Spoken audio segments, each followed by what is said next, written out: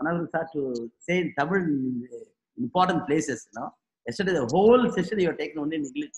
Of course, it's very good you have taken it, and some of our juniors are asking that some places you have to say in Tamil as you have taken in CPC and EP. சரிங்க. We'll begin, sir. Right. Good evening to one and all.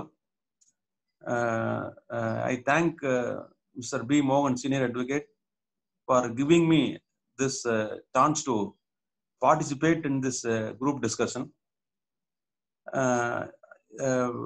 For the past 20 years, whenever I had an occasion to meet him, he used to tell me that there is no purpose in blaming the system because even advocates are also part of the system. Therefore, we have to enhance the quality. Therefore, always he was very keen to help the youngsters to improve their professional knowledge and professional competence, without which it is very difficult for us to thrive in this profession. So, I think it is one way to help all our fellow members, not only to share our thoughts and also to enhance our professional knowledge and competence. In order to enhance our professional knowledge and competence, one has to undergo a hard way. And by constant study, we can achieve. There is no difficulty at all. And yesterday, we were in the halfway of our subject. So we will go to the remaining portions. Today, I will start with the case of the complainant. You know well, section 118 and 139 both speaks about legal presumption. The legal presumption, you know well, it is the presumption is nothing but an inference as to the affirmative or disaffirmative of the existence of fact. So we have to prima facie. It is a rule of evidence. So when there is a presumption in favor of a person, then the burden shifts upon the other side to rebut it. We'll go to the kinds of presumption later. In fact, section 118, if you read, which speaks about until the contrary is proved. 139 speaks about unless the contrary is proved. It makes no difference. Both specifically says that there is a presumption in favor of the holder. What is the presumption? Presumption under 138 and 139 is a matter of principle to facilitate negotiability of the instrument as well as the trade practice.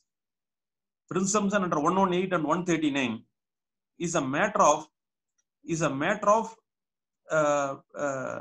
principle. Is a matter of principle to facilitate negotiability as well as trade practice.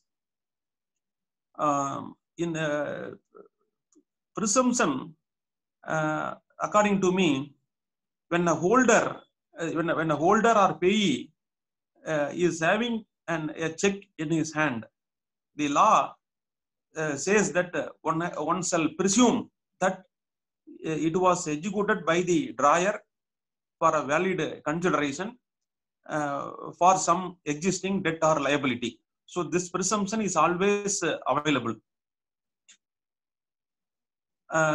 Even assuming that the presumption is available for the holder, whether the initial burden of proving the case is wiped out, according to me, it is not. Even though there is a legal presumption is available in favor of the complainant, still the holder of the instrument, namely the holder in force, has to prima facie establish certain facts. The facts which he has to establish prima facie is found in section 138. That the check in question was issued by the drawer in the account maintained by him, and it was towards some debt or legally enforceable liability, and it was duly drawn by the person concerned, then presented within the time schedule specified as per 138A, then legal notice as per 138B within a period of 30 days.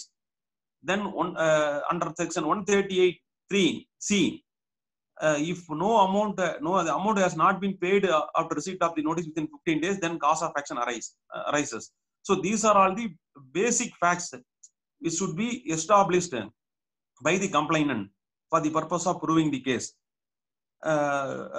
Before entering into this presumption clause, I request all of you to please take note of one of the leading decision of the Supreme Court. This is not only for check cases. This is, according to me, in this case, the Supreme Court has laid a foundation for criminal jurisprudence. The entire cardinal principles of jurisprudence has been elaborately discussed by the Supreme Court. This is a judgment reported in 1973, 2 SCC 808 by Justice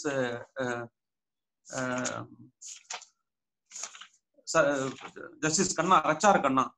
The judgment is, you please take note the decision.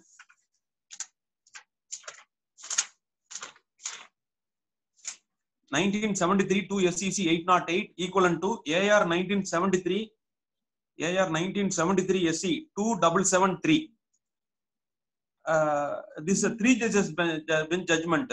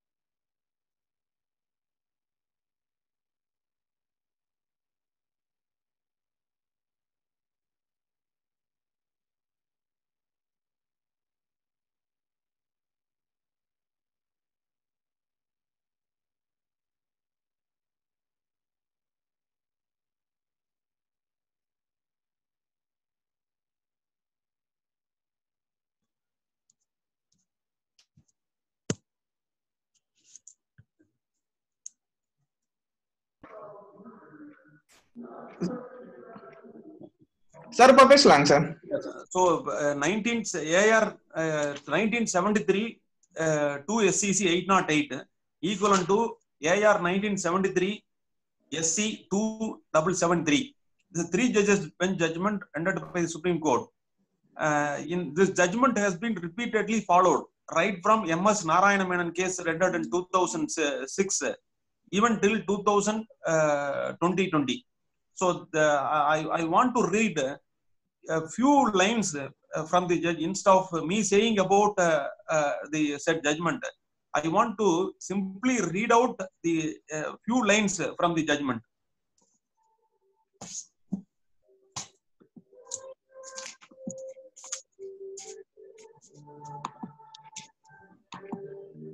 There are certain cases, I quote from the judgment, there are certain cases in which statutory presumption arise regarding the guilt of the accused, but the burden even in those cases is upon the prosecution to prove the existence of fact which have to be present before the presumption can be drawn.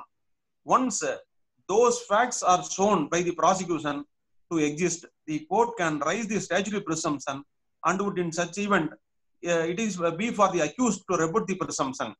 The onus even in such cases upon the accused is not heavy as is normally upon the prosecution to prove the guilt of the accused.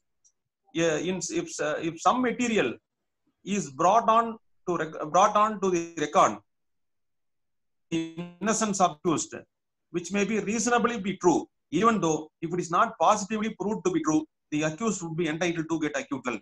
So this is the exact opposite. Even in a case where there is a statutory presumption, still the initial prosecution, the complainant has to prove his case, the initial facts, the existence of certain facts, even for drawing the presumption.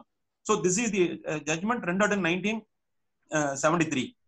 And all of you know well, and the other day also I have pointed out a list of 15 judgments.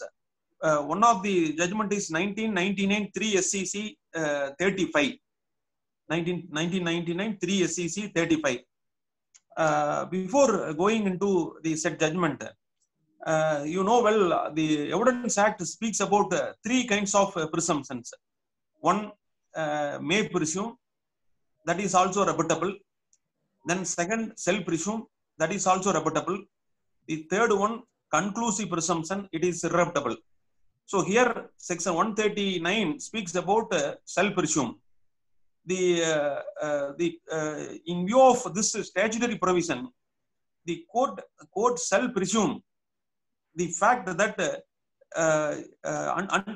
presume the fact until it is disproved by the other side. It is evidentiary nature. Therefore, a holder is entitled to draw in for the presumption as per section 139. Besides that, you have seen that section 140 and 146 of the NI Act both specifically support the case of the complainant. So accused can't take a defense that he had no occasion to know that this check would be presented and used against him in future. So such a defense he can't take it under section 140. Similarly, 146, mere the banker's sleep is enough for the purpose of conducting the prosecution. This we have already dealt with. So the entire scheme of the act and the very purpose of this enactment itself is only to show that the business community should not be allowed to suffer because of some unscrupulous elements who issued the check even without having any money in their account. So that is the basic concept of section 1 penal provision, which was inserted by way of chapter 17. And if you read the very object of the provision, which says that promote efficiency of banking transaction, and for the entire credibility in the business transaction through checks. So the very purpose itself is to promote the business community and to make use of the service extended by this special enactment. In fact, till 1999, various judgments have come. In fact, there are 3 or 4 few full bench judgments of various high courts have come up for consideration, and all those full bench have interpreted section 118 in different forms, in different manner. Ultimately, the matter came up before Supreme Court.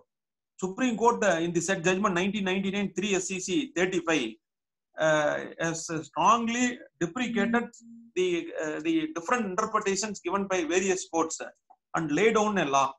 If you read paragraph 12 and 14, we will go to paragraph 12 later, because it speaks about how the accused has to rebut the presumption.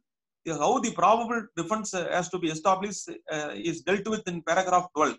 But in paragraph 14, if you read paragraph 14, few lines I want to read from paragraph 14.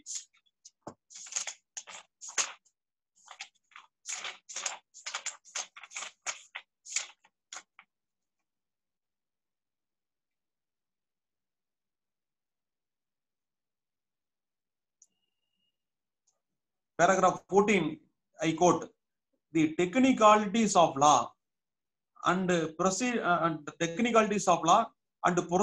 wrangles deprived the plaintiff of its settlement.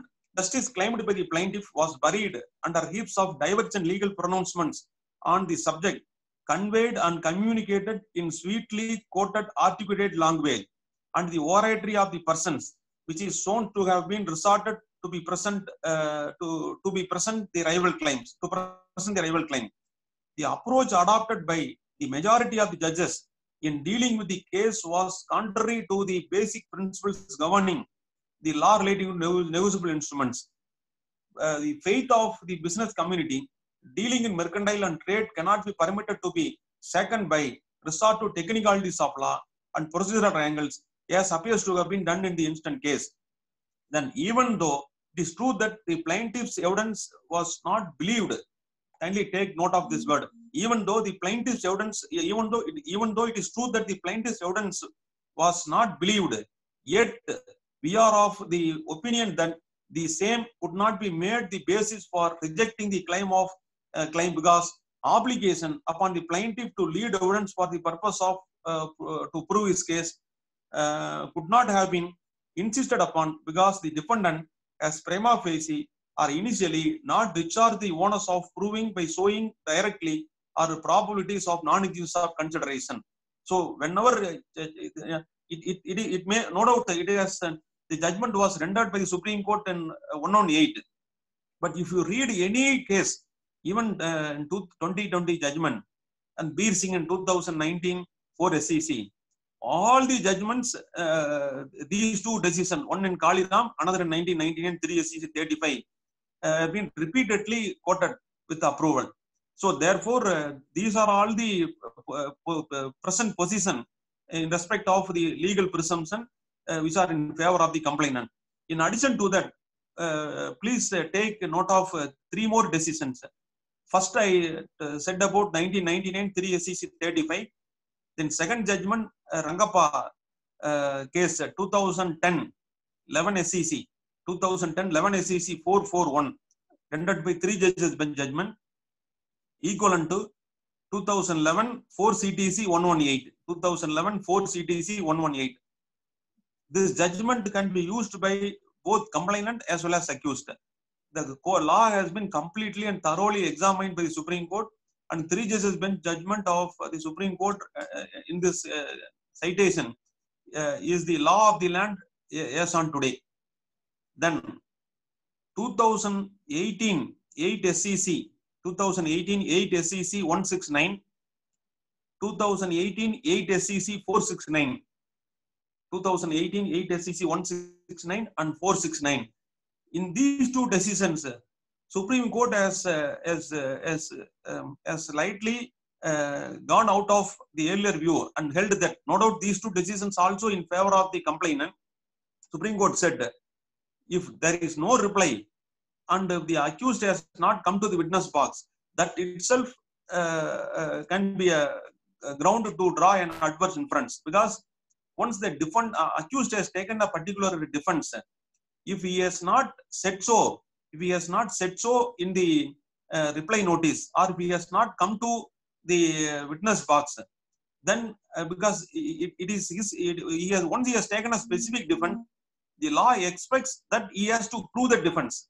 If he has not come to the witness box to prove his particular defense, the Supreme Court in these 2 decisions, 2018 8 SEC 169 and same volume 469, Supreme Court has held that an issuance of non-reply and the non-examination accused would go against the accused is the view taken by the Supreme Court. Then in 2019 4 SEC 197 Beer Singh, 2019 4 SEC 197 Beer Singh, equivalent to 2019 1 MWN criminal, 2019 1 MWN criminal DCC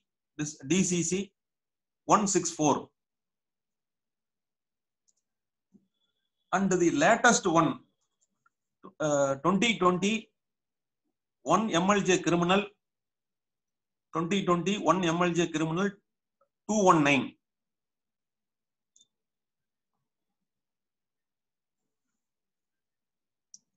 And these are all the judgments which are 2010 11 SEC page 441.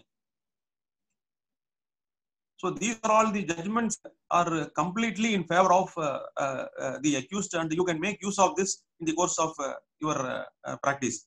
And suppose only in one or two decisions of High Court, it has been said that if the complainant has not given the correct and full facts in the complaint, then his case has to be disbelieved.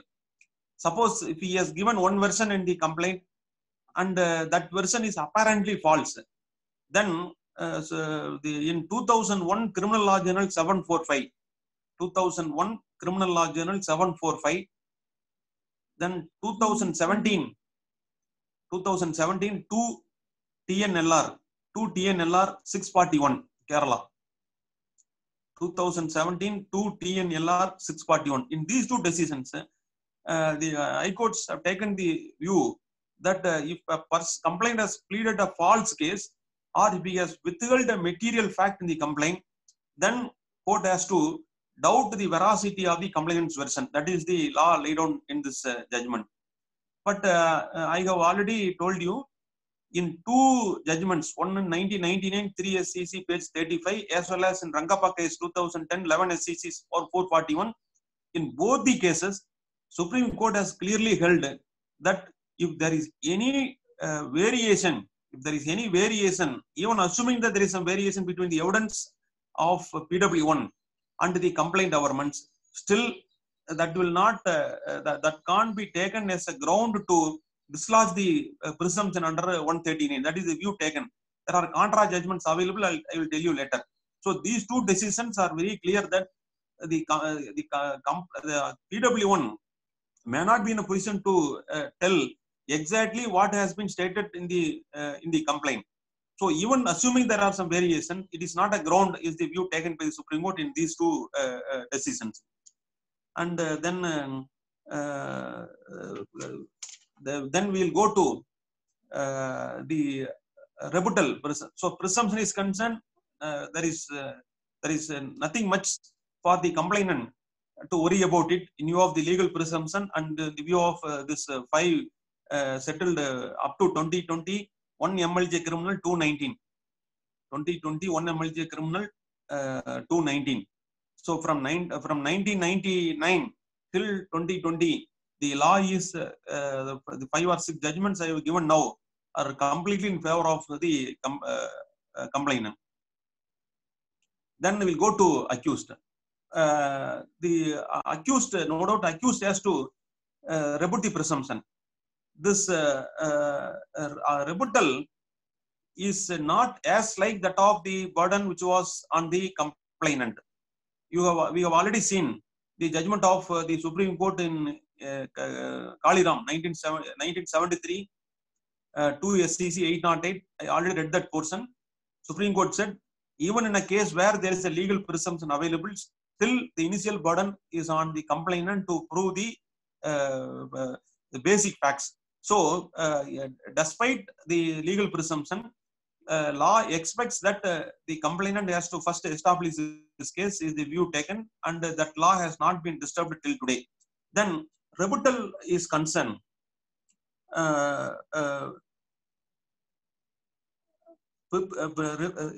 Accused has to establish only a probable defense.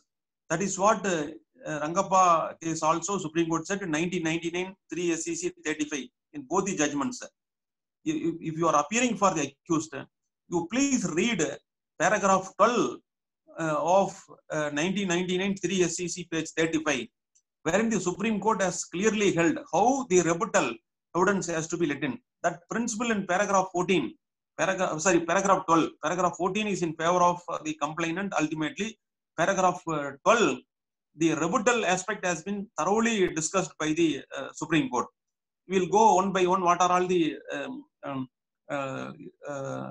contents in this judgment.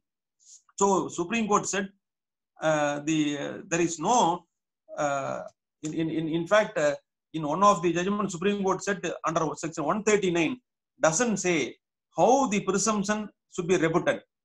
Section 139 doesn't say how the presumption should be rebutted. And you know well, the accused is entitled to keep silence. So silence is his fundamental right and his human right.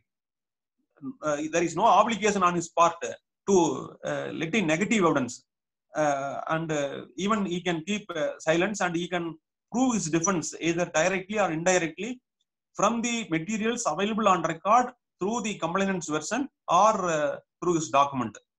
So while court has to balance between the innocence, that is the human right principle of the accused, and also the reverse burden before applying the concept of probable defense. So court has to take, in both the hands, court has to take note of one side, the innocence of the accused has to be presumed, and it is his human right, and silence is also his human right. On the other aspect, there is a reverse burden. So he has to rebut the presumption available. So both has to be balanced of deciding this rebuttal evidence. That's what the Supreme Court had said in 2008 14 SCC 154. The Supreme Court said 139 does not say how the presumption drawn should be held to be rebutted by the accused. And human rights, the next human rights and reverse burden has to be balanced. Such a balancing act, depending upon factual matrix, such balancing act depending upon the factual matrix of the case. So this is the basic principle laid down by the Supreme Court. How we have to rebut the presumption? I have coined out the rebuttal in 5 aspects. You please take note of. According to me, in my experience, I have framed 5 basic principles for the purpose of rebuttal. The rebuttal, to rebut the presumption, the accused is not entitled to prove his defense beyond all reasonable doubt. To rebut the presumption, accused is not entitled to prove his defense beyond all reasonable doubt, yes, it is expected of the complainant in a criminal trial. So this is the first principle. The second principle, accused may not let in direct evidence, the direct evidence to prove that the check was not issued towards some lawful consideration, or it is not supported by consideration, and for other liability. So there is no obligation on the part of the accused to let in direct evidence to prove that this check is not supported by any consideration and it was not issued towards any debt or legally enforceable liability. So first, the burden, there is no obligation on his part to prove his defense beyond all reasonable doubt. Second, there is no obligation on his part to let in direct evidence. 3, court need not insist court need not insist in every case that the accused should disprove the non-existence of consideration or debt by leading evidence, because existence of negative evidence is neither possible nor contemplated. So court need not insist in every case that the accused should disprove the non-existence of consideration or debt by leading evidence, because existence of negative evidence is neither contemplated nor possible. So that is the third principle. Fourth one, bare denial of passing of consideration would not serve the purpose. Some probable defense has to be brought on record. Mere denial is not sufficient. Some probable defense has to be brought on record for the purpose of rebuttal. Then court has to, otherwise court has to believe that the consideration and debt did not exist for their non-existence of so probable. Then next one, accused also rely upon some circumstantial evidence to dislodge the presumption. He can also rely upon the circumstantial evidence to dislodge the presumption.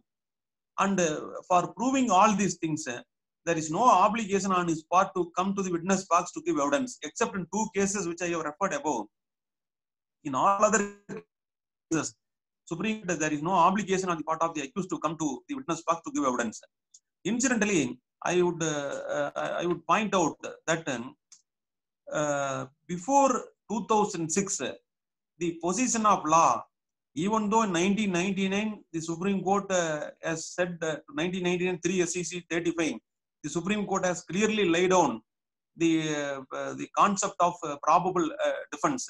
It was not frequently used by the bar in the matters relating to 138.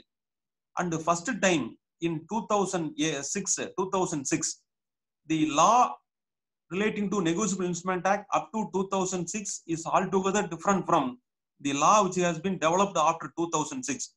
If we want to divide the check cases, I would say the law prior to this M.S. Narayanan judgment reported in 2006 6 SEC 39, 2006 6 SEC 39 equivalent to 2006 3 CTC 730, 2006 3 CTC 730 is different from the law which was prevailing earlier. So first time I could still remember that all the advocates who were appearing for the accused frequently citing the judgment before at the time of defending the 138 matters, either before the trial court or in the appellate court or in the revisional court. The judgment, please note, 2006 6 SEC 2006 6 SEC 39 equivalent to 2006 3 CTC 730 rendered by Honorable Justice S.P. Sinha.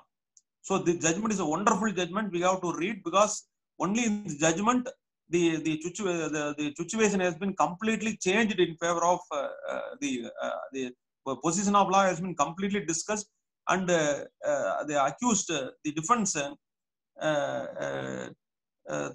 defense came to know that still we can defend the 138 matters, notwithstanding the presumption under 139. Then the same bench, the same judge, again in 2008, 4 SEC 54, that is Krishna Narayana Pat.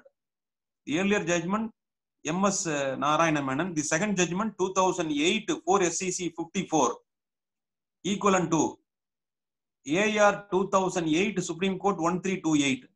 AR 2008 Supreme Court 1328. In these two decisions, Supreme Court has, in fact, the second judgment cited now, the Supreme Court has gone one step further and said that mere signature found in the check is not sufficient enough. The complainant has to prove the existence of legally enforceable liability separately. So the presumption which was available therein has been given go by in this judgment in 2008 4 SEC 54. So the Supreme Court in this case has taken the view that even assuming that execution is admitted, the admission of the signature in the check does not amount to admission of the liability. Liability has to be proved independently. The check was given towards some consideration, has to be proved independently. This was the view taken in complete deviation from the presumption under 139. When this came up for consideration before Supreme Court in 2010, you have already noted while noting the judgment for complainant, 3 judges bench, 2010 11 SEC 441, 2010 11 SEC 441, equivalent to 2010 4 CTC 118, rendered by 3 judges bench.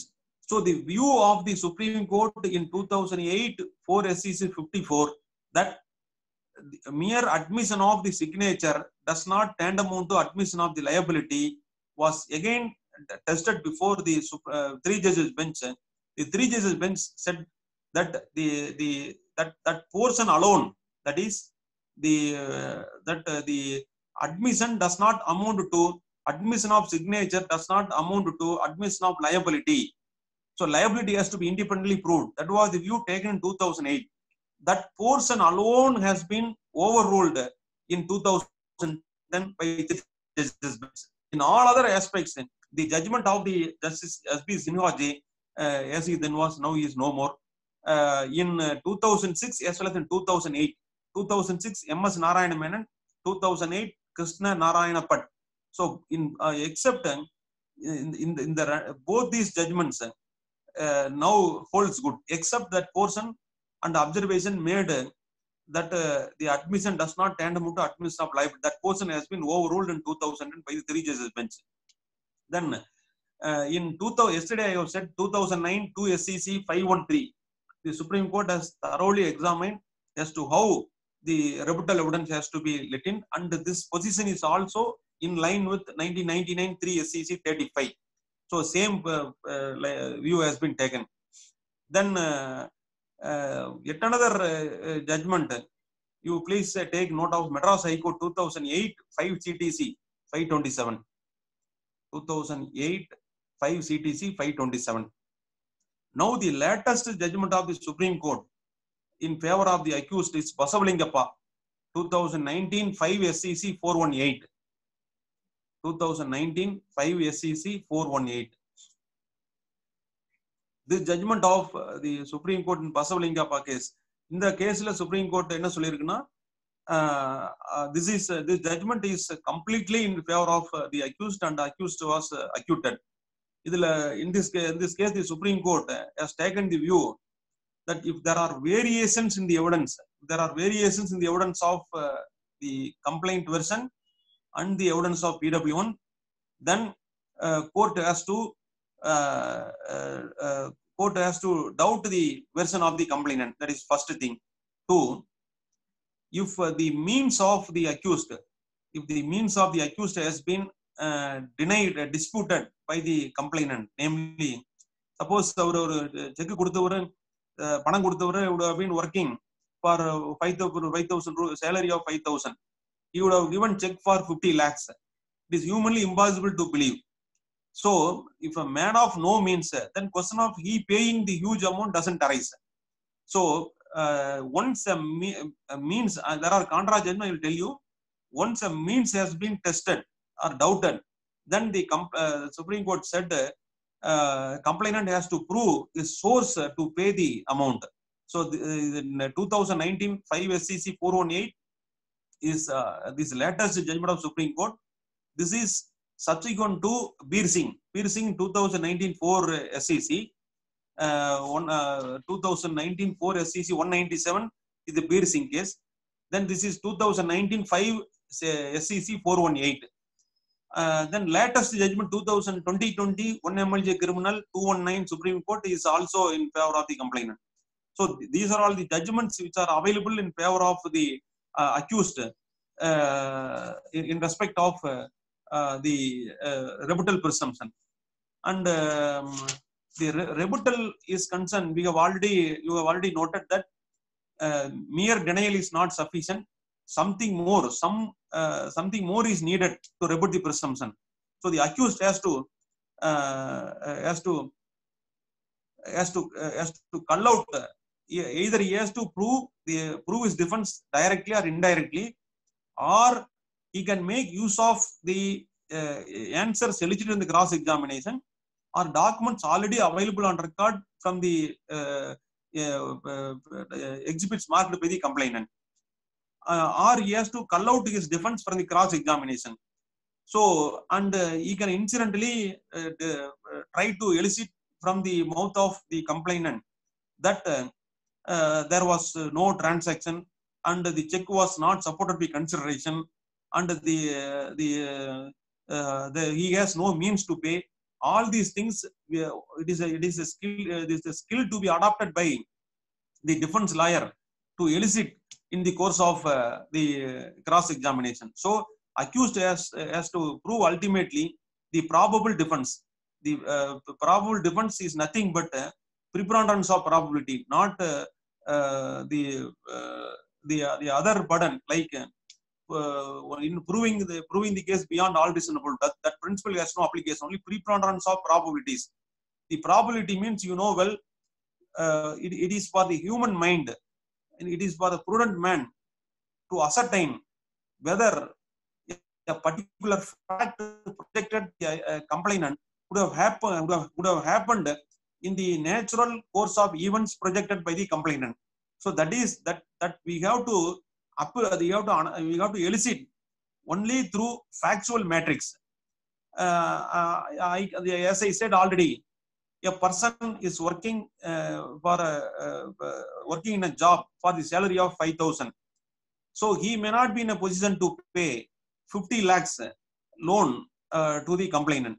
So similarly, a check would have been obtained pursuant to some panchayat held in the police station by using force, threat and coercion.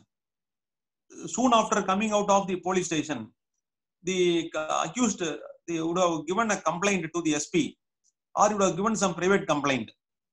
Then there is a probable defense available for him. Suppose if he has given that complaint after receipt of the legal notice under 138B, or after receipt of the presentation of the check, then court may or may not accept. But the moment after coming out of the police station, the very day or next day, he has given a complaint to the higher authorities, or even to the Honorable Chief Minister's cell or DGP or somebody else, then he can make use of those documents for the purpose of proving his defense.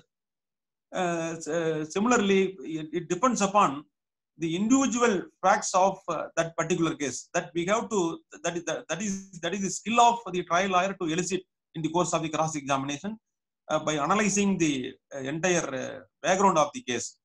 That is why the Supreme Court has repeatedly held that the burden is not as that of the burden which is available on the complainant in a criminal trial. So is only probable defense. If you read the judgment of Supreme Court in 1993 SCC 35 and equally 2010 Rangappa case, in both judgments, Supreme Court 2010 11 SCC 441, Supreme Court said it's only probable defense. I request all of you to read these two decisions before, and as well as the latest decision of the Supreme Court in Basavalingappa.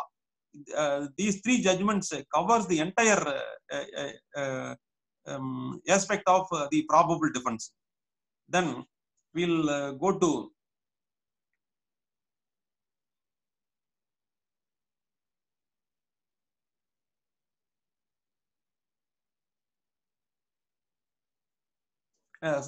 in one case, the probable defense was accepted by the Supreme Court in 2014 to SCC 236, 2014 to SCC 236, holding that the evidence given or the answers elicited in the course of the cross examination completely goes contra to the averments made in the complaint. So normally the 138 complaints are prepared with the assistance of the parties. So the party may not know the purpose for which and the circumstances in which the transaction was entered into at the time of the handing over the money or getting the check. So he may be under different impression, but some other thing would have been there in the complaint. 2014 2 SCC 236. So that variation, that prevaricative stand, one version in the complaint, another version in the cross examination. So that prevaricative stand taken by the accused, that complainant, has been construed as the proof of probable defense in the said judgment. And I already told you about the means. Supreme Court in the latest judgment in Basavalingappa 2019 5 SCC 418, equivalent to AR 2019 Supreme Court, AIR 2019 Supreme Court 1983, equivalent to 2019 2 MLJ criminal, 2019 2 MLJ criminal 327.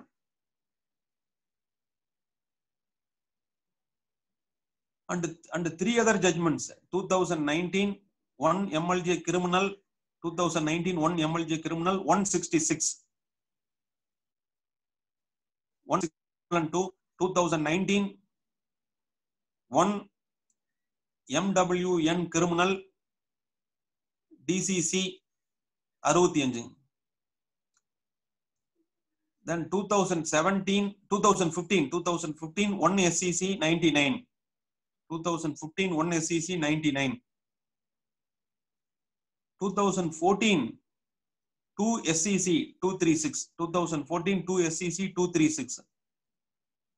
2008 5 CTC. 2008 5 CTC 527. Then 2019 1 MWN criminal DCC 65. In all these cases, Supreme Court as well as the Honorable High Court said that if the capacity of the complainant has been seriously disputed, if many of us would aware that the complaints are being filed in the name of name lenders.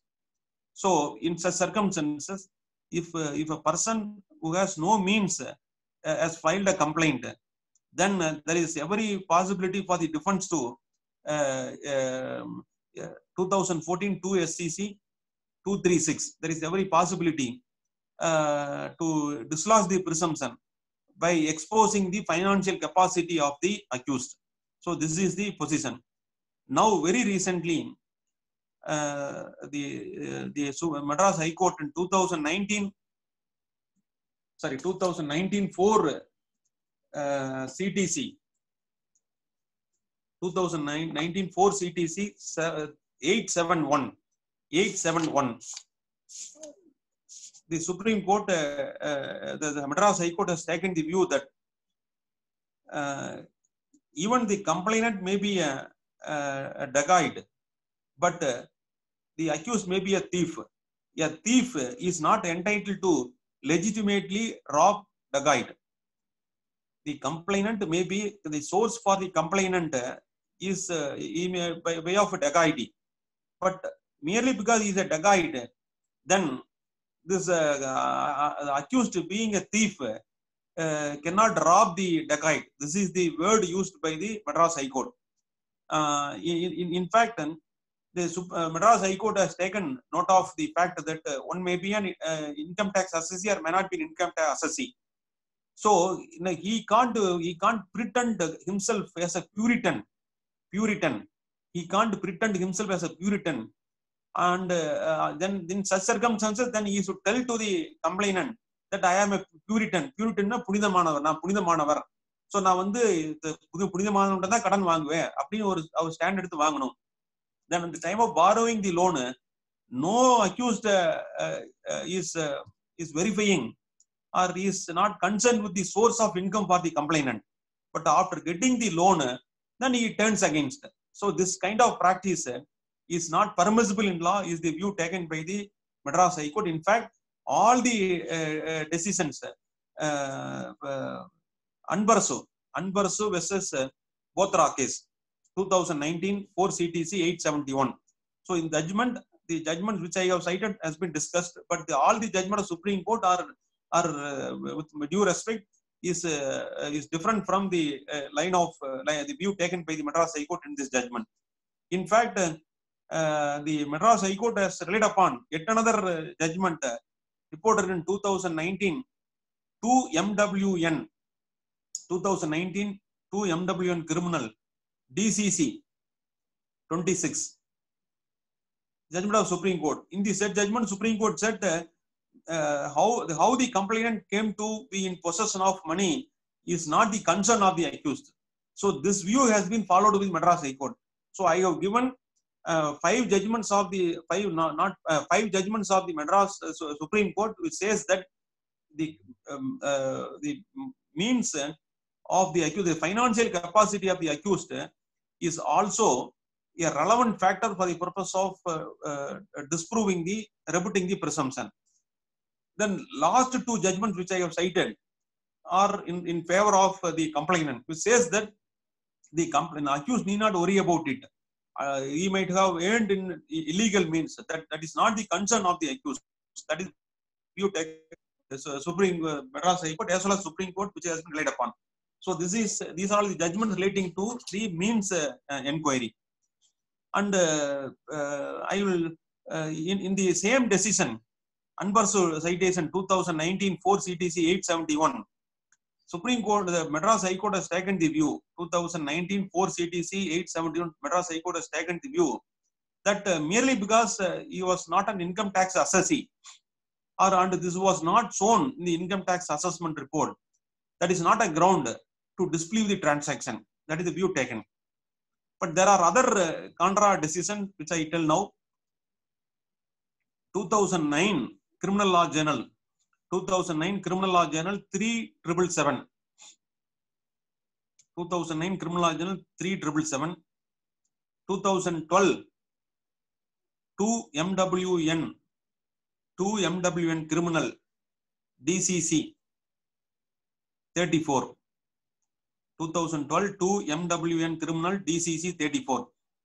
The next one 2012 3 MWN Criminal DCC,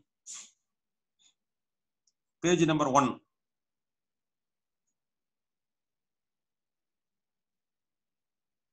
So these are all the judgments. In another one 2010 1 TNLR 2010 1 TNLR 182. So I have given on both the aspects. Judgment of the Madras High Court in 2019 4 CTC 871 says, even assuming that it was not reflected in income tax, it makes no difference. The other 4 judgments now which I have given says that 2009 Criminal Law Journal 3777. Then we'll go to the punishment aspect. You know well that section 143 was inserted, 143 to 147 was inserted on 6/2/2003, by which the law has been amended to try all the cases as a summary in nature, as per section 262 to 265 of CRPC. So now it has been directed to be tried as a summary trial. And the second proviso to 143, if you read 7 proviso to 143, which says that if the court felt that in summary case, you know well, the court is entitled to impose only the maximum punishment of 1 year. If the court during the course of the trial or at any stage, the court felt that the particular case, the nature of the case requires more punishment than 1 year as provided under the summary trial, then the court can convert the summary trial procedure as one of warrant trial procedure. So that is also available in the second proviso to section 143. 143 says case has to be tried summarily as per section 262 to 265 of CRPC, and the maximum punishment could be imposed is 1 year. If the court feels that the amount is heavy, or the court is of the opinion that more punishment has to be imposed, more than 1 year, then court can convert it under as a warrant trial procedure for the purpose of imposing more than 1 year. The court has decided to try the case. If you read section 145, that deals with procedure for filing affidavit.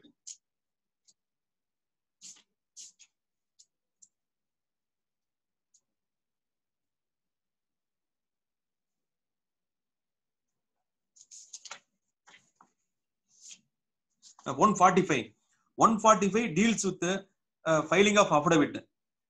You know well that the complainant alone is competent to file his evidence in the form of affidavit, and the accused cannot do that. Now the law has been settled by Supreme Court in 2010 Mandvi case. Therefore, the complainant alone is entitled to, and once the complainant has filed an affidavit in the summary trial, the regular practice before the court is that the court is giving opportunity to cross-examine. But 149, if you read 149, Supreme Court, the Act says 149(2). 149(1) speaks that notwithstanding anything contained in the Code of Criminal Procedure, the evidence of the complainant may be given by him and on affidavit and may subject to all just exceptions to be read in evidence in any inquiry, trial or other proceedings under the code. 145(2), the court may, if it thinks fit and sell, on the application of the prosecution or the accused, summons and examine any person giving evidence on affidavit as to the facts contained therein. So the court has to satisfy itself that there are case for the complainant, then court has to give an opportunity. But now the practice as on today is that the moment affidavit is filed, the accused are giving opportunity. Therefore, there is no difficulty for the defense to cross-examine the witnesses. And the punishment is concerned, double the check amount or 5,000. And the court has decided to impose compensation, then the court can impose double the check amount as compensation under section 357 clause 3 CRPC. Suppose the court has decided to impose compensation, then no question of imposing fine beyond 5,000. So therefore, the court can impose compensation if the fine amount is not part of the sentence. The law has been well settled by the Supreme Court. And for the non-payment of compensation, a default sentence can be imposed under section 64 IPC. CRPC, 64 CRPC, the court can impose default sentence for non-payment of compensation. And even after default sentence, the accused has not paid the amount. Court can, the complainant can recover the amount as like that of the fine under section 431. So this position has been well settled by the Supreme Court in 2012, 8 SCC 721. 2012, 8 SCC 721.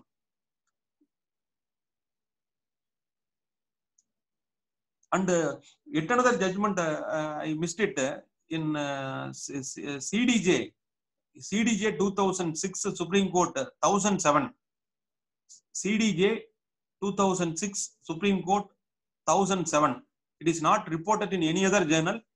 Party name is B.M. Basavaraj. B.M. Basavaraj.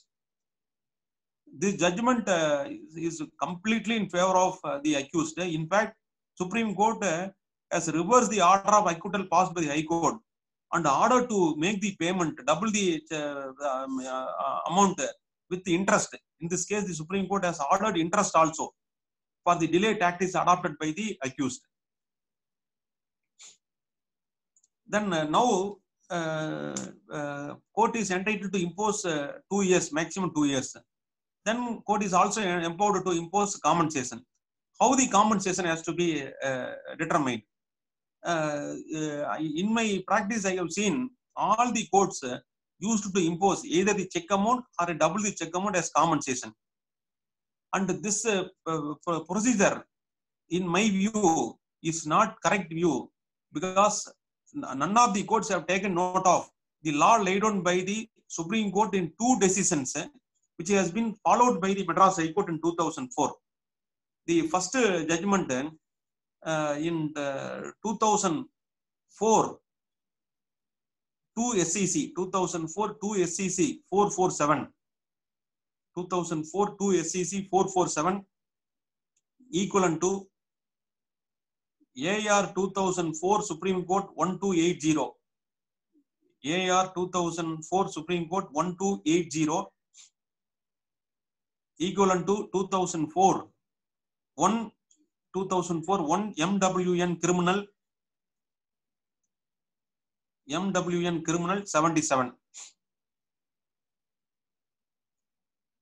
And another judgment of the Madras High Court rendered by Honorable Justice A. Pakiraj, 2004 1 MWN criminal DCC. 2004 1 MWN criminal DCC 55. In these 2 decisions, First judgment I have said about judgment of Supreme Court. The last one is High Court. The Madras High Court and Supreme Court has held that awarding compensation that random is not permissible. If the court has decided to impose compensation, court has to adopt 3 principles. One, court has to find out, the complainant has to let in evidence. Complainant has to let in evidence about the nature of the damages suffered. The loss suffered has to be first established. Mere issuance of the check and dishonor prosecution is not enough. Something more is needed.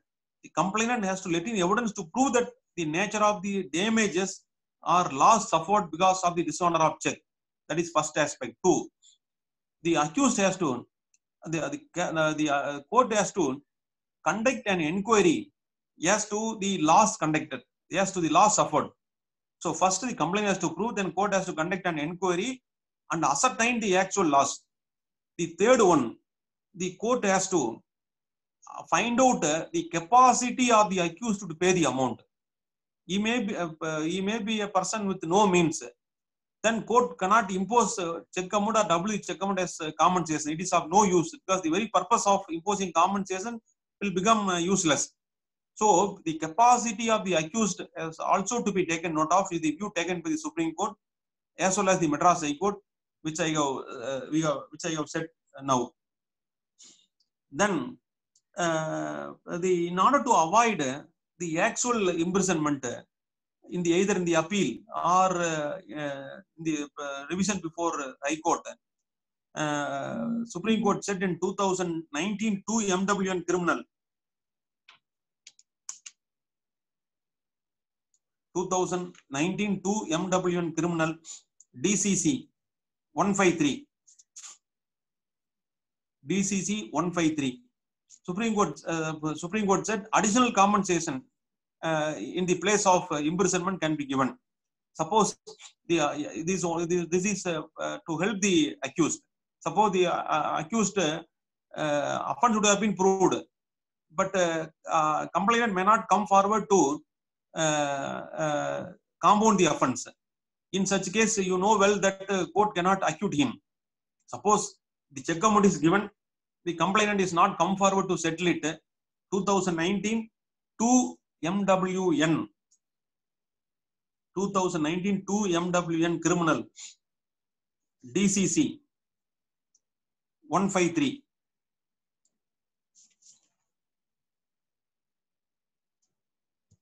So in the place of actual imprisonment, court can also order for additional compensation to give solace to the accused. Incidentally, I want to point out one more judgment of Supreme Court which says that you know well that if the complainant has come forward to compound, no difficulty. If the complainant is not willing, then the accused will be in trouble in any stage, either in the trial stage or in the appeal or revisional stage. So court cannot suo motu compound the offense unless the accused, the complainant has come forward. In such case, the only option available is court can court can show leniency in sentence. Suppose the court can ask the complainant that the accused to deposit the entire check amount or double the check amount or any amount less than the amount less than the double the check amount as compensation, and also can impose ITRC till the rising of the court. So suppose the accused has come forward to deposit the check amount or double the check amount or check amount with interest, then complainant has not come forward to compound the offense. The court can show leniency in sentence. That is available. That is reported in 2001 AR 2001 Supreme Court 518. AR 2001 Supreme Court 518 equivalent to 2001 Criminal Law Journal 2001 Criminal Law Journal 708.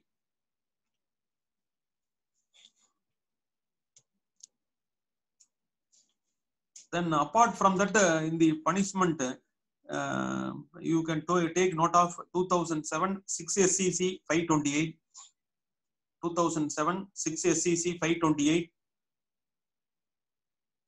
2007 4 SCC 752, 2007 4 SCC 752. In these two decisions also, Supreme Court has dealt with how the compensation could be awarded and whether conditions can be imposed at the time of granting suspension, either by the trial court or applied or by the divisional court, and those issues are discussed in these two the decisions. In fact, earlier there was a trend that the court used to impose lesser sentence.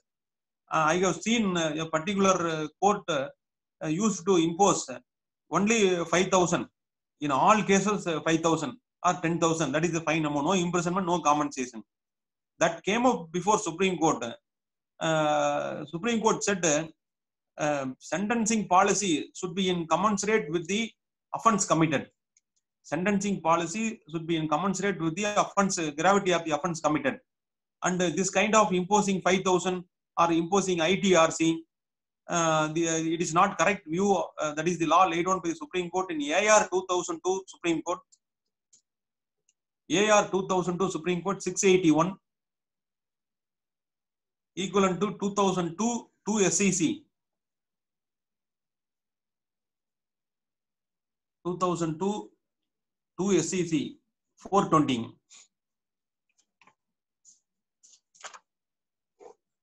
Then we'll go to interim compensation. Section 143A and section 148, 143A and section 148, both were amended, both were introduced by way of amendment on 1/9/2018. Date is very important, 1/9/2018. So section 143A says that even the moment the complaint is filed and the accused has entered appearance, the court is entitled to impose a condition on the accused to deposit 20% of the check amount by way of interim compensation. 20% of the check amount can be directed to be deposited as by way of an interim compensation within a period of 60 days and extended period of 30 days after giving sufficient reasons.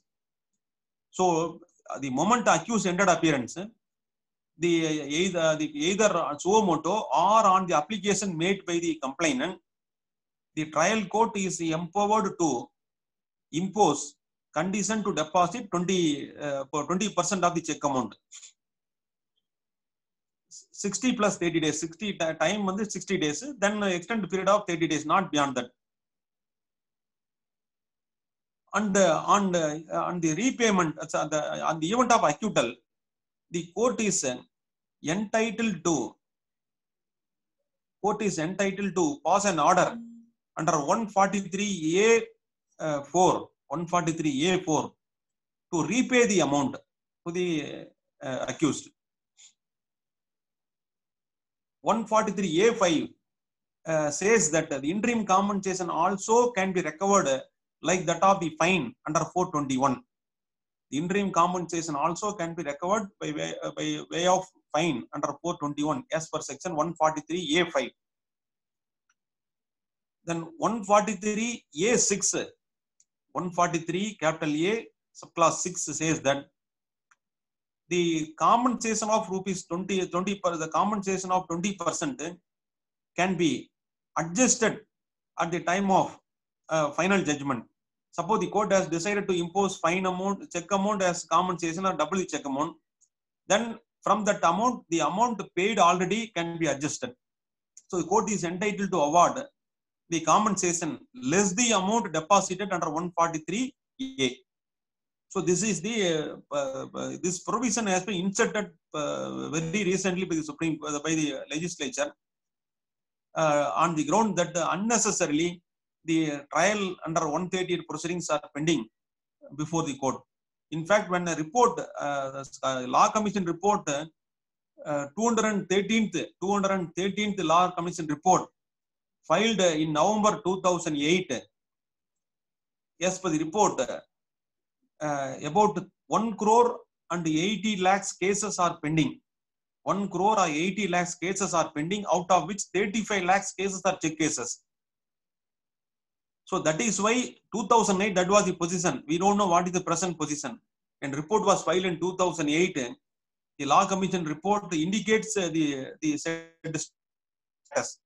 And many people have started complaining, have started addressing to the central government, saying that the check cases are being prolonged endlessly. Therefore, this provision has been inserted.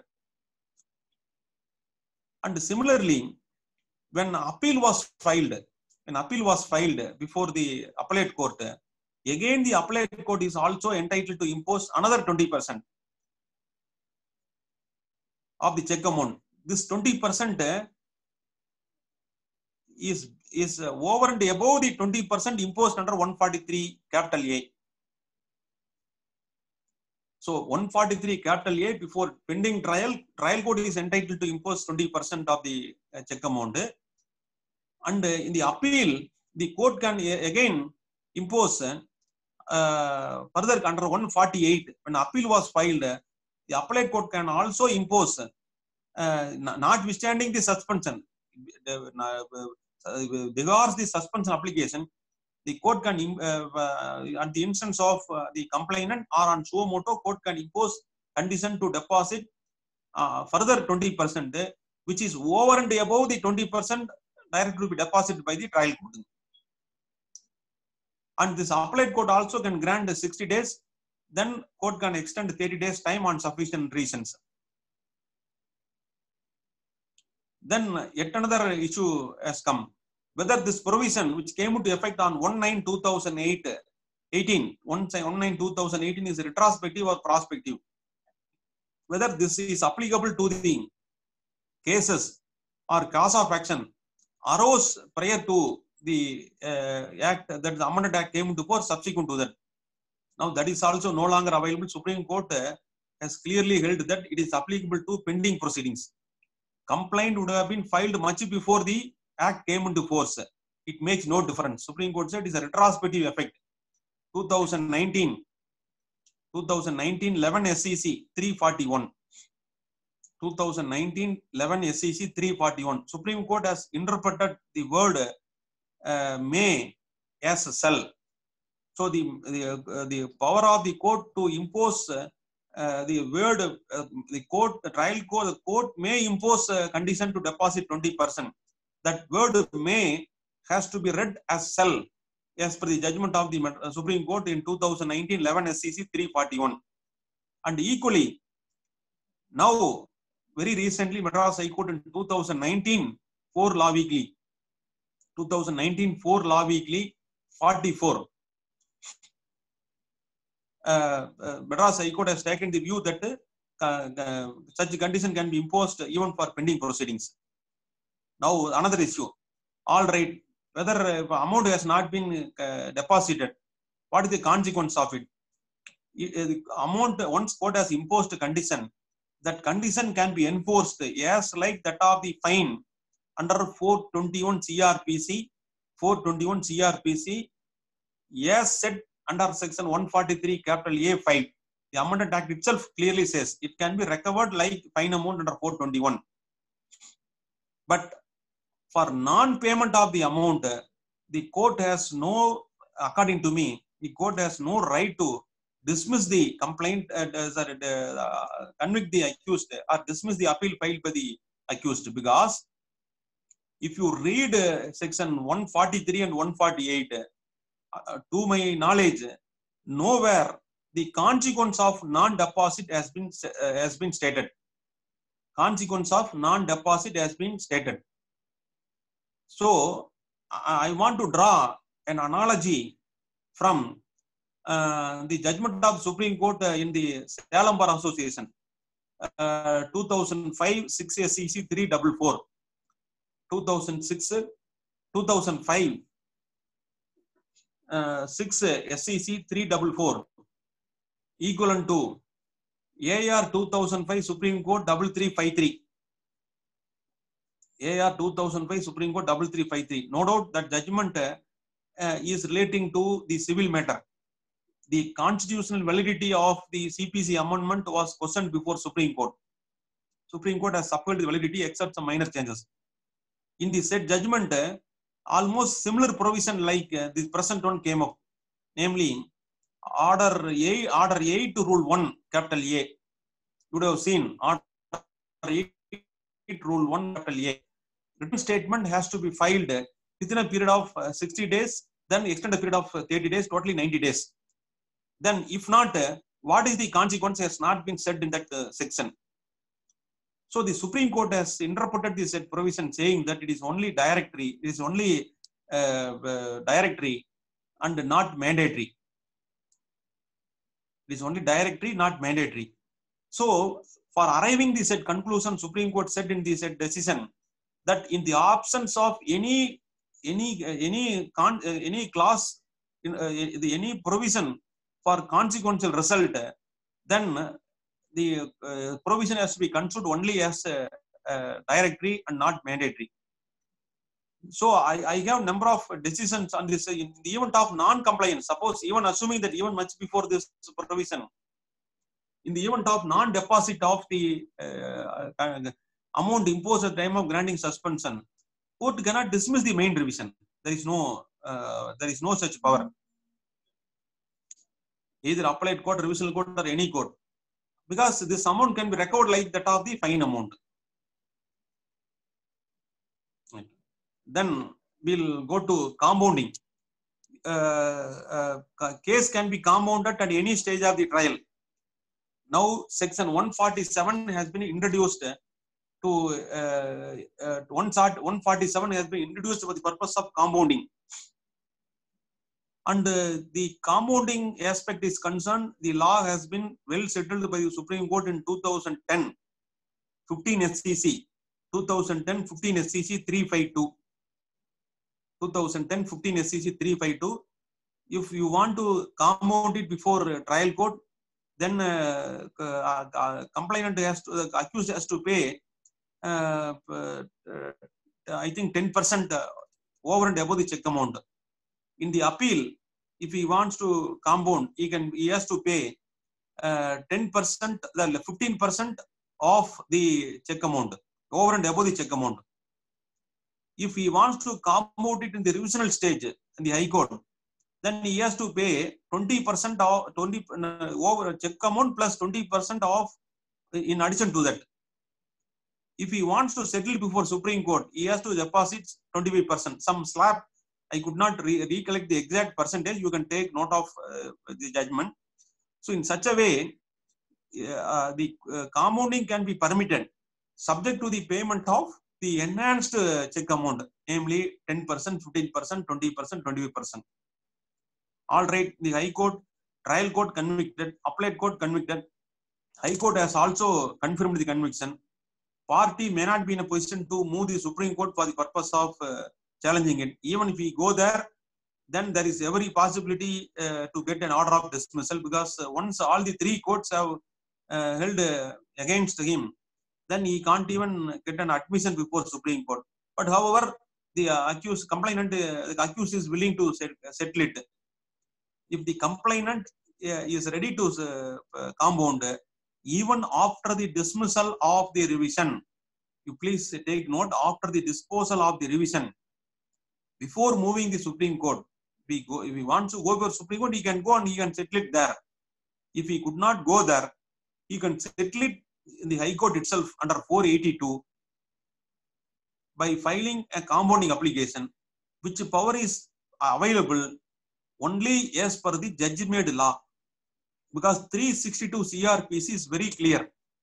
362 CRPC says, once a judgment has been rendered by any criminal court, criminal court means, if you read section 6 of CRPC, which says about first class magistrate, assistant sessions, High Court, all are criminal courts. So if you want to settle it after the disposal of the criminal main matter, no court is entitled to interfere in the said judgment in view of the bar under section 362. The power of review is not available to the criminal court. So 362 CRPC is a total bar. But in view of section 147 of NI Act, the courts have held that the matter can be compounded even after disposal of the revision by the High Court. You please take note, whenever the matter has been disposed of, you can make use of the judgment. 2007 Criminal Law Journal, 2007 Criminal Law Journal 1865, 2012 Criminal Law Journal, 2008, 2014 2 Law Weekly Criminal, 239 equivalent to 2014 2 MLJ Criminal, 2014 2 MLJ Criminal 654, last one 2019 3 MWN Criminal DCC 69. So even after disposal of the criminal revision, the matter can be settled by of compounding application under 482. Only High Court can do that. No other court, neither the Sessions Court nor the Magistrate Court can do that. Now this position was also doubted by another honorable judge. Now in the Madras High Court, the matter has been referred to the division bench. Now matter has not been listed so far. So till the division bench decides the matter finally, these judgments I have given, all are rendered by the honorable single judges. So this law will prevail till the matter is answered by the division bench. Then I will frankly tell you, if you have succeeded before High Court, trial court or in the appellate court, then well and good. If both the courts have held against you, then it is very, very difficult for the accused to get success in the criminal revision, because in the recent past, Supreme Court has given few judgments which says that the power of interference in the revision against conviction, particularly in the concurrent finding, is impermissible in law. That is the law laid down by the Supreme Court. If both the courts, trial court as well as appellate court, has convicted the accused, then the scope of interference in the revision is very, very limited. It's very difficult task unless accused makes out a strong case, not ordinary, very, very strong case. And if we could prove that the findings of the courts below are totally perverse and against the judicial principles laid down, then it is very difficult for accused to get through. So that position you can take note of the judgment whenever you are appearing for the complainant. You can make use of the judgment in your favor. 2008 14 SEC, 2008 14 SEC 457,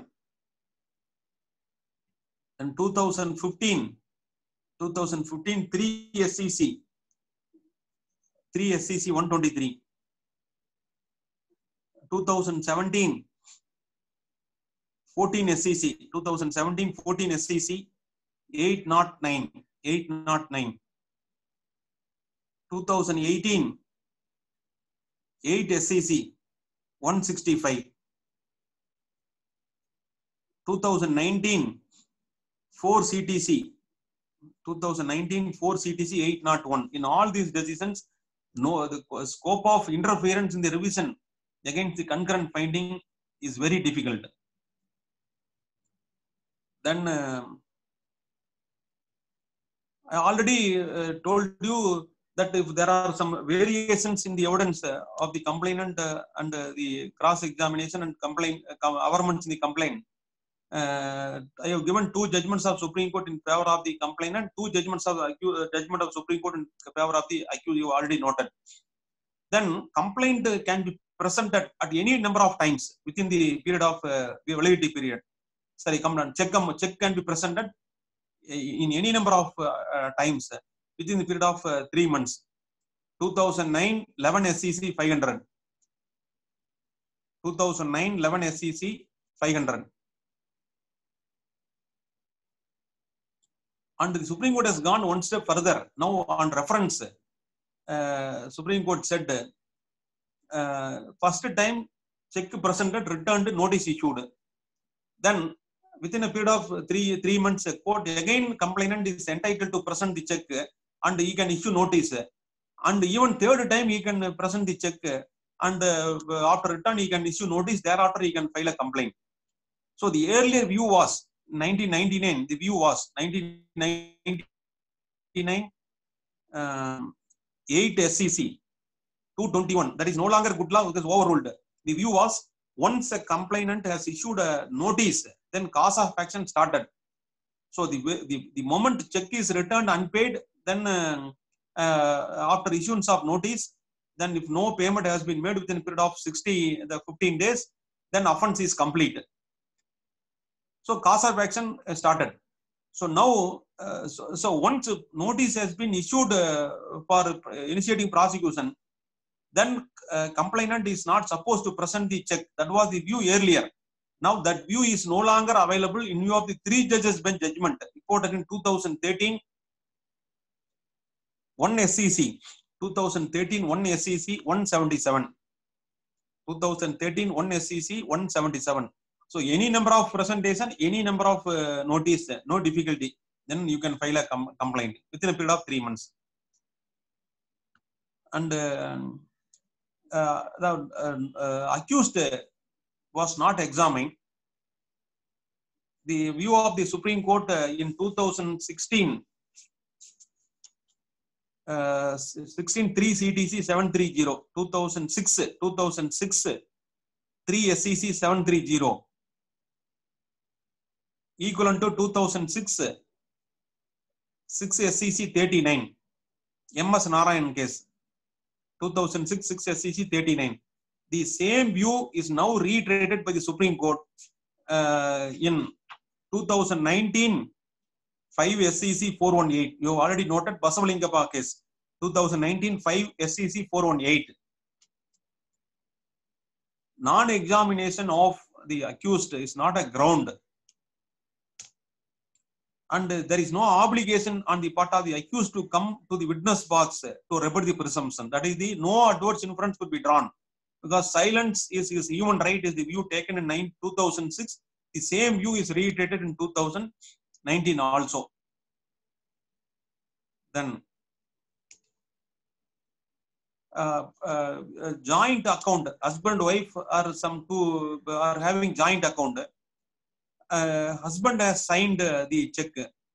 Wife can't be prosecuted. He may be a joint account holder.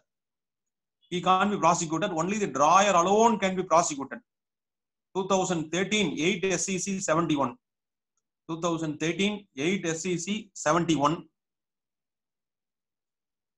2019 2 MWN criminal. 2019 2 MWN criminal DCC 180. Then, if it is a proprietorship concern, normally many cases I have seen in the cause title, proprietorship has been shown as one party, then proprietor concern has been shown as another party.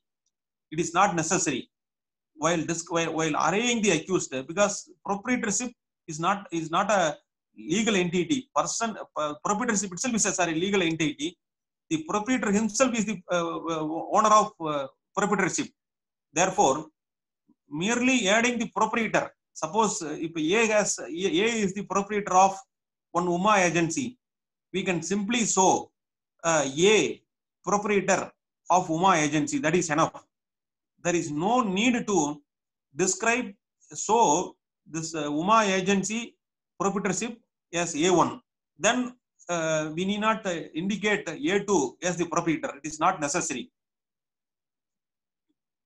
Proprietorship itself is a legal entity, so we can't. Proprietorship is not a separate legal entity. Proprietor and proprietorship is nothing, no difference at all. Both are one and the same. That position is laid down in 2007 5 SCC 103. 2007 5 SCC 103.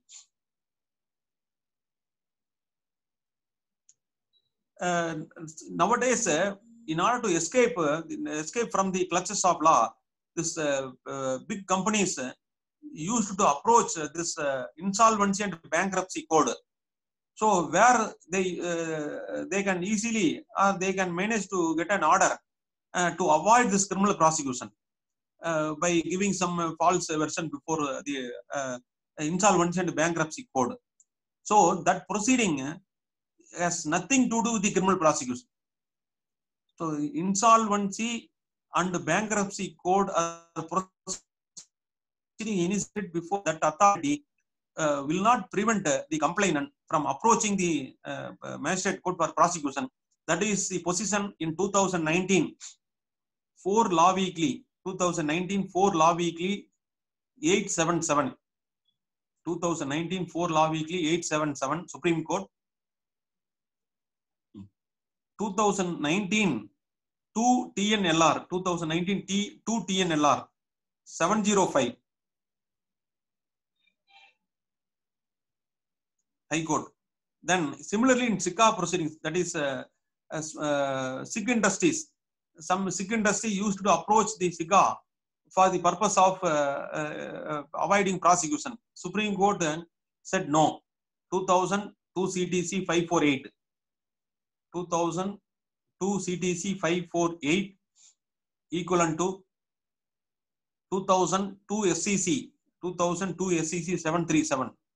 So neither the SIGA nor this insolvency and the bankruptcy court would absolve the accused persons from avoiding the prosecution. And the complaint, if the complainant is absent, the court, in many cases, the court used to dismiss the complaint for default. And this kind of disposal has been deprecated by the Supreme Court as if it is a disposal mania.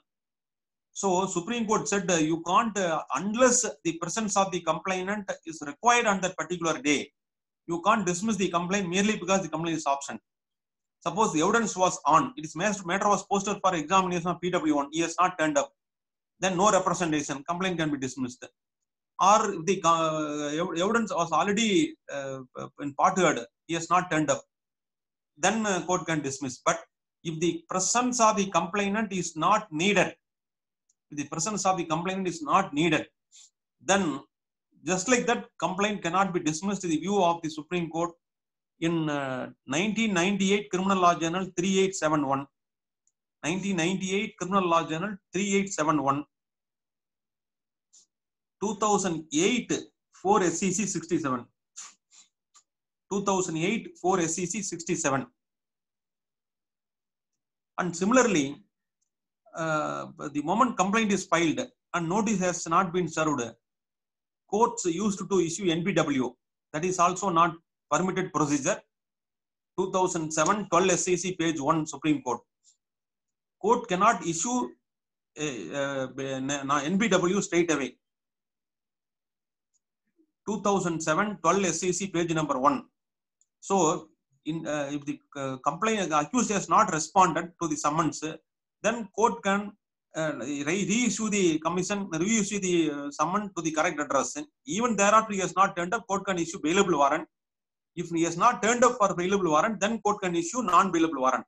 Straight away issuing non-bailable warrant is not permissible in law. That is the law laid down by the Supreme Court in 2007 12 SCC page 1. It is applicable even to the other criminal cases also. So issuing warrant in the first occasion itself, all of us would have come across this situation that the moment charge sheet is taken on file, the accused is not before the court. Court used to issue NPW. That is not the correct procedure in view of the judgment of Supreme Court in this judgment. Then, if you are appearing for the accused, he has not appeared, a warrant issued. For recall of the warrant, the presence of the accused is not needed. For recall of warrant, for filing application under 72, the presence of the accused is not needed. 2017 1 Law Weekly Criminal. 2017 1 Law Weekly Criminal 550. 2017 1 Law Weekly Criminal 550. Same book 890. 2 judgments. Then 2016 2 Law Weekly Criminal. 2016 2 law weekly criminal 540. 2016 1 law weekly criminal 2016 1 law weekly criminal 506. 2007 2 MLJ criminal 1668. In all these decisions, Madras High Court said that the presence of the accused for recall of the warrant is not contemplated.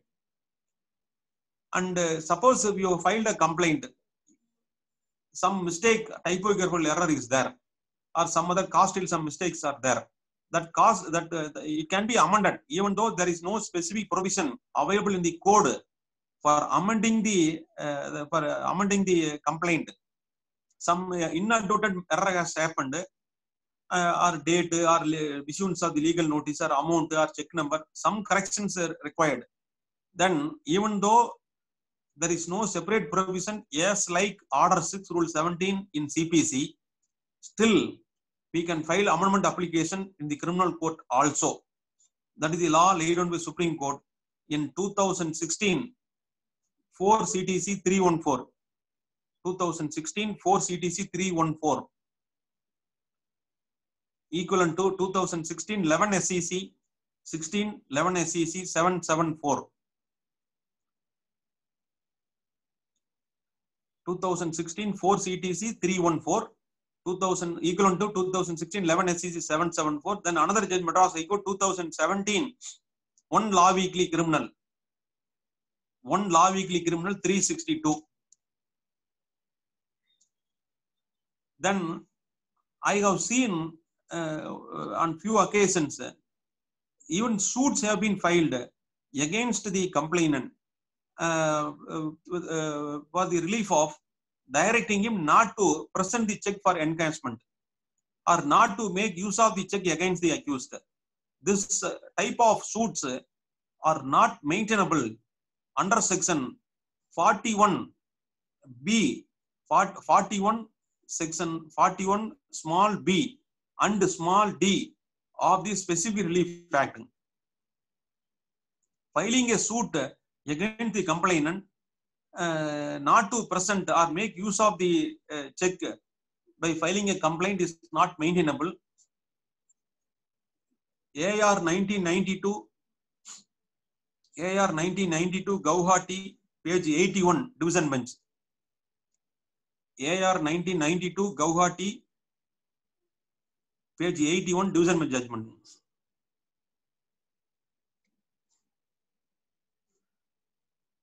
Complaint filed against HUF, Hindu Undivided Family. Complaint filed against HUF is not maintainable. 2012 4 CTC 177. 2012 4 CTC 177 rendered by Honorable Mr. Justice Nagamurthy. Lordship said that for the signature of for the check issued by Karta, the family is not Hindu Undivided Family is not liable, because they became the member not on own volition but by birth. So they became a member of HUF by their birth, not on their own volition. 2012 4 CTC 177. 12 4 CTC 177. But his lordship has taken as in 2012 5 CTC 203. 2012 5 CTC 203 said complaint against trust is maintainable. 2012 5 CTC 203, because trust has taken a stand that only company registered under the Companies Act or partnership firm will come under the purview of section 141 of the NI Act, and the trust will not come within the purview of NI Act. That point was that argument was rejected, holding that association of individuals, the word association of individuals found in section 141 includes the trust. and to my knowledge, this judgment was tested before Supreme Court and upheld.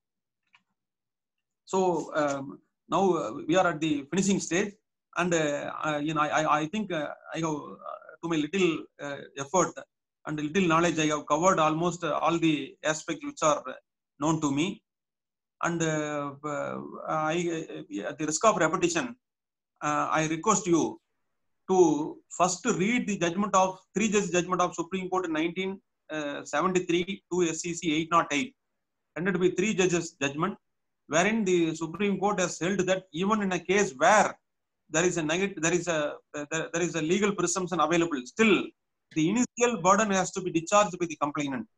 Therefore, 139 is there. Doesn't mean that court can draw everything.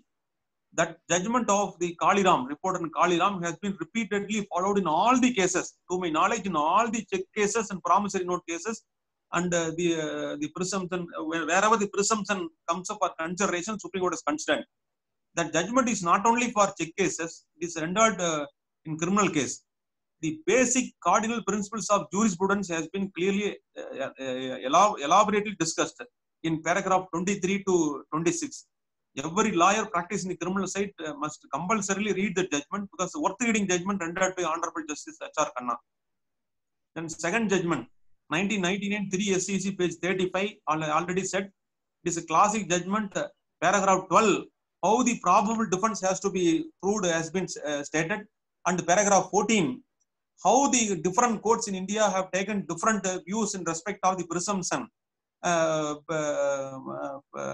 has been strongly criticized by the Supreme Court, saying that such technicalities should not stand in the way of overcoming the presumption available under section 139. Then from 19 up to 2006, when the first time when the M.S. Narayanan case, Narayana Menon case came up, the view was different. After M.S. Narayanan case, the accused has got some breath to defend. So this is the, after 2006, the number of judgments have come. So I have cited 2000 Veer Singh case 2019 4 and Basavalingappa 2019 5 CTC for accused. Then 2021 MLJ 219 for complainant. So I have already given list of cases. So you make use of these decisions whenever you are appearing for the complainant and accused, and try to save your client to the best of your ability. Thank you. Thank you very much.